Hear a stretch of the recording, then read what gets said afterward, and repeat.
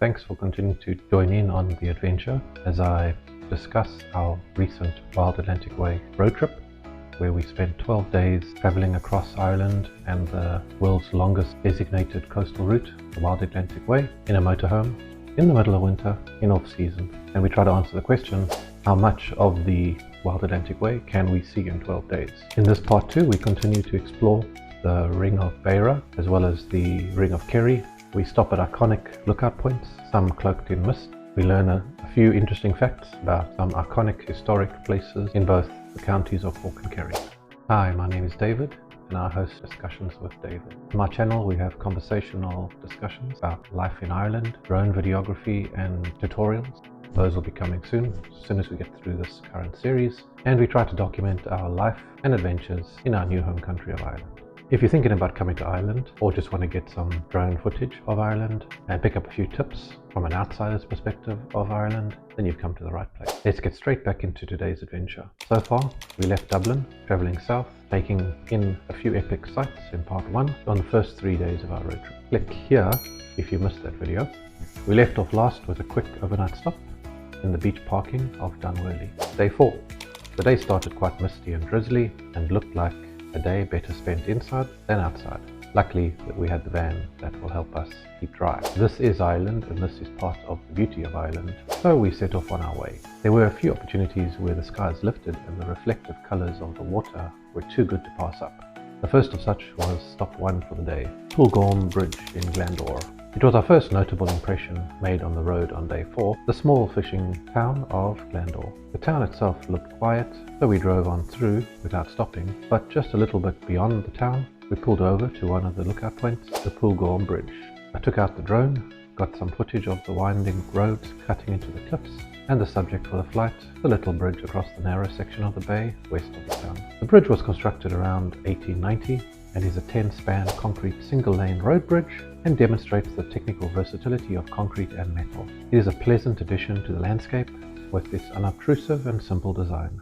According to the Wild Atlantic Way website, there are a few notable places of interest in this area: Kilbeg Pier, Union Hall, the town of Glengarriff itself, and Castlehaven Bay. After having a look around the bridge itself, we carried on driving past. We pushed on to the main attraction for the day, Mizen Head on the Mizen Peninsula, which is one of the 15 signature discovery points along the Wild Atlantic Way.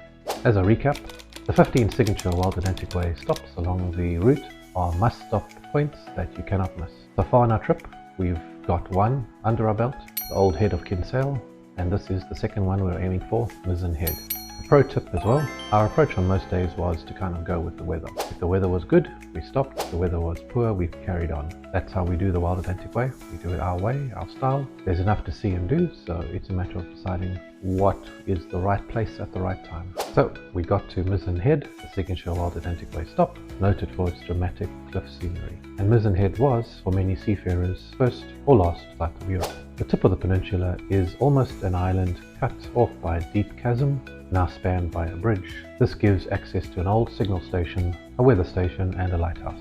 The original bridge itself was built in the early 1900s and survived almost 100 years before it was demolished and reconstructed. It was officially reopened to the public in August 2011.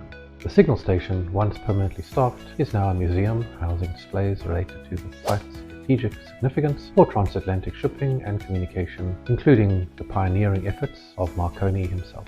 Our luck with the elements was no better, and neither was the fact that the walkways were fenced off as part of a major refurbishment to the site, meaning the opportunity for epic views on this one would not be possible. It's planned to be reopened again later in March 2025. Close to Mizen Head, we saw a sign for Dunlow Castle. Dunlow Castle and Three Castles Head Cliffs, a natural rock formation, is worth having a look at in Mizen Head. We pushed on and we're now approaching the Beara Peninsula. It was late afternoon and we were looking for an overnight stop. We approached the small town of Glengarriff Harbour, another Wild Atlantic Way lookout point for some photo opportunities.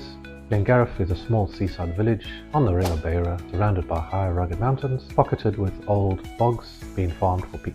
Again, from the Wild Atlantic Way website, there are a few things to see near Glengarriff: the Glengarriff Nature Reserve, the Garnish Islands, which may be visited by boat, Seal Harbour and Bantry Bay. Park 4 Night recommended the harbour area as a potential stopping site for the overnight, but on arrival we realised that this would not be possible as there was a small sign saying no overnight parking. We carried on and a short 45-minute drive got us to the next recommended overnight stop, a free overnight parking in the small town of Beara. Honestly, a lovely little town and a nice place to settle in as it was Christmas Eve. This was the end of day number 4 in the Beara motorhome parking. After a very nice, calm, quiet night's sleep, we woke up and the day looked a lot more favourable. With a sense of change in the weather again, we were optimistic to get some scenic experiences on this Christmas Day. Oh, and the day didn't disappoint. Before we got going, I was able to get into the air in Beara and get some footage of the lovely little harbour town and the harbour boat. After a slow start and getting ready, we were on the road again. A couple kilometres down the road was the first stop with some history. Dunboy Castle, 2 miles west of the town, was the seat of the O'Sullivan Bear family, who rebelled against the English crown. During the siege of Dunboy, the castle was reduced by the forces of Queen Elizabeth in 1602. O'Sullivan then retreated with his followers to Leitrim. O'Sullivan's stance was commemorated in 2002, and there is a plaque in Irish and English on the castle ruins commemorating those who died. It was once quite a prominent keep on top of the hill. A little bit down from this, as we drove towards it, is the Puxley Mansion, also known as Puxley House or Puxley Castle, Puxley Manor or Dunboy Castle, west of the town of Beara. This building originally consisted of the square keep, which now stands at the back of the mansion. This keep was granted to the Puxley family in the 1700s, and later on in 1866 it was extended with a large Gothic mansion by Henry Lavelin Puxley. Shortly after, his wife unfortunately died at childbirth, and he is said to have left Ireland, never to return to the mansion again. It seems to have carried ill fate with it for many years. In 1921, during the Irish War of Independence, the mansion was burned down by the IRA, who feared the building would be used to station English troops. Later, the Puxley family received compensation and left the area for good. The gutted mansion was sold at an auction to a local in 1927. In 1999, the estate, with the ruined mansion and the remnants of the castle, were put up for sale again. It was purchased by an investment company who started to restore the mansion and built apartment blocks next to it. It was to become a luxury 6-star resort, and it shortly opened in 2007, but quickly closed again due to the financial crisis of 2007-2008. It now still stands abandoned again to this day. The Puxley mansion itself is not accessible, surrounded by a fence. After the stop, having a look at the Irish historical buildings, we carried on to the next signature Wild Atlantic Way stop, Dursey Sound and Dursey Island. It is also better known to have the only operational cable car in Ireland. But being Christmas Day, the cable car was not operational, but the stop was one of good length. The kids got to find out that Santa did indeed find us in our motorhome and left our gifts in the van. Bailey took her dolly for a walk, and we chased some of the bubbles. The wind really helped automate the bubble blowing process. I then got my drone in the air again, and although we could not go across on the cable car, I was able to cross the 230 meter wide sound. It was a little bit misty and drizzly. Thankfully, my trustworthy Mavic 3 drone has wind resistance capabilities. The Dursey Sound and the Dursey Island is a fascinating area and has a lot of history. Here are some of the key aspects of this beautiful yet intense location. The Sound is known for its very strong tidal race, with currents that can be quite powerful. The cable car is the only access to Dursey Island provided. The cable car offers an exciting and unique way to cross the turbulent waters, providing stunning views. It's a prime spot for birdwatching and marine life sighting. Dolphins, whales and a variety of seabirds are often seen around this area. After our long stop, we're on the road again. Most of the early afternoon was spent on the Ring of Beara itself. For those looking for a scenic drive, the Ring of Beara, a 148 kilometer route, complements an existing walking trail for those that are more adventurous, but the drive can be completed in half a day.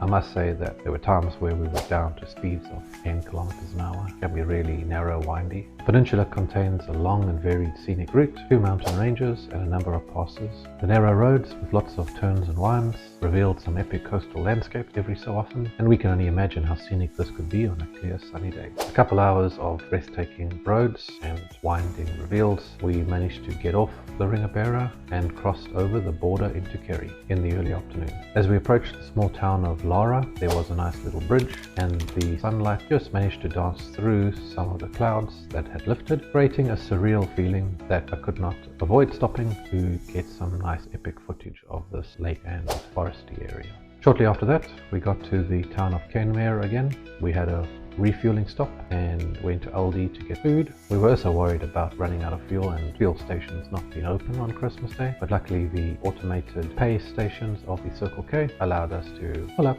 even though there was nobody there that day. Kenmare is also known as the starting point for the Ring of Kerry. We now joined the Ring of Kerry in a clockwise direction in the late afternoon. I know there's a lot of debate online whether to travel the Ring of Kerry clockwise or counterclockwise. Maybe it was just because it was Christmas Day, but we didn't see any other tourist buses or the likes. Our clockwise route, which would be against the conventional wisdom to travel counterclockwise, was perfectly fine for us in the late afternoon and evening. We also, as it was getting dark, decided not to stop over Valentia Islands and the Ballinskilligs as it was getting late afternoon and darkness was setting in, but know that that is an area we definitely want to come back to on another long weekend. Back to the faithful Park the Night app. Near the town of Kells, we found a parking that was wide and had good views and was comfortable enough for the night stopover. That was the end of day number 5. On day 6, waking up before sunrise must mean we're getting into some routine of the camper van life. That allowed an opportunity for a little bit of time lapse again. I had some lovely reds and oranges out across the bay. We were back on the road just before sunrise along the route. We approached the town of Killorglin just as sun was rising, and the opportunity for some golden hour footage on my drone could not be missed. Stopping just after the Lawn Bridge over the River Lawn, there were a few points of interest discovered. There is a metal bridge that was erected in 1885 as part of the railway line which closed in 1960, used today as part of a public pedestrian route, and quite interestingly we learnt about King Puck. There is a statue of a goat. The Puck Fair is one of Ireland's oldest festivals in Killorglin. Every year a wild mountain goat is crowned King Puck and reigns over the town for 3 days. That would be something to see. Okay, onwards to town of Killarney, a key stop on the famous Ring of Kerry and the first reasonably large town we had seen in several days. An opportunity for exploring and perhaps spending a couple of days around the area, well known for its iconic tourist attractions. The first stop in Killarney, or the second stop for the day, was the historic Ross Castle. Ross Castle, a 15th century tower, house and keep, is located on the edge of the Loch Lane in Killarney National Park. Ross Castle was built by the O'Donoghue family, a ruling clan in the region around the late 15th century. The castle was one of the last strongholds to surrender to Oliver Cromwell's forces during the Irish Confederate Wars of 1652. According to local prophecy, the castle could not be taken until a ship sailed on Lake Lean, a prophecy which was fulfilled when the Cromwellian forces used boats to bring heavy artillery via the lake. Legend has it that O'Donoghue still slumbers under the waters of the lake. Every 7 years, on the first morning of May, he rises on his magnificent white horse. If you ever manage to catch a glimpse of him, you will enjoy good fortune the rest of your life. Ownership eventually passed to the Browns of Killarney, who became the Earls of Kenmare, and is open to the public for tours, offering a glimpse into the history of the past region. As it's managed by the Office of Public Works, flying a drone is prohibited, and interestingly, while we were there were some helicopter activities ongoing, but definitely a no-no when there's manned aircraft in the area to even think about lifting your drone. Opens February to November. After the stop at Ross Castle, we took on the climb up to Ladies View. Killarney National Park, mountain and scenic lookout point was quite epic. This viewpoint has royal connections, with Queen Victoria visiting Killarney in 1861, stayed at the illustrious Muckross house, and the name Ladies View was given as her ladies-in-waiting were so captivated by the view, it was named in their honour. The viewpoint offers breathtaking panoramic views of the lakes of Killarney, including the Upper Lake and the surrounding landscape. It is considered one of the best viewpoints in Ireland. It provides a perfect spot for photography, drone videography, and really enjoy the natural beauty of the Killarney National Park. It's about 19 kilometers from Killarney along the N71 towards Kenmare. There is a small car park as well as a cafe where visitors can relax and enjoy the scenery, although the cafe was not open on the day we were there. As it's on the N71 towards Kenmare, we landed ourselves back in Kenmare once again. We stopped at the same Circle K as there was a motorhome service point. Another pro tip when motorhoming. Ireland has a lot of automated washing services, Revolution and Wash Me, and these are found at most large shopping centres or service stations. In Kenmare, there's one by the Circle K, so we were able to do some laundry.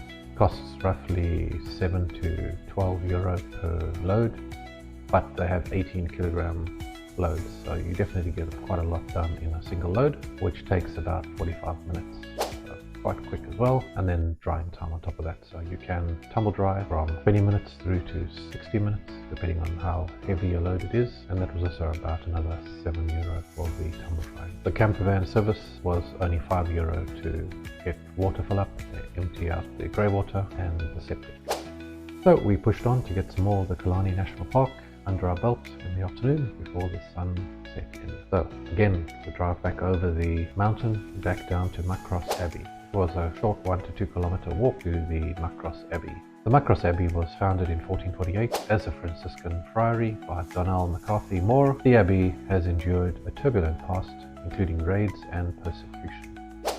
Today it stands as a ruin, but is beautifully preserved, with a central courtyard, a large yew tree, and a vaulted cloister, and a pretty impressive cemetery around it. We were quite interested to see that the cemetery and the graves seem to have Christmas wreath on most of the graves. It was a burial site for many prominent County Kerry poets. The Abbey's site is associated with folklore, notably the legend of King of Desmond, Cormac McCarthy Moore, who had a vision to build the Friary on the rock of music.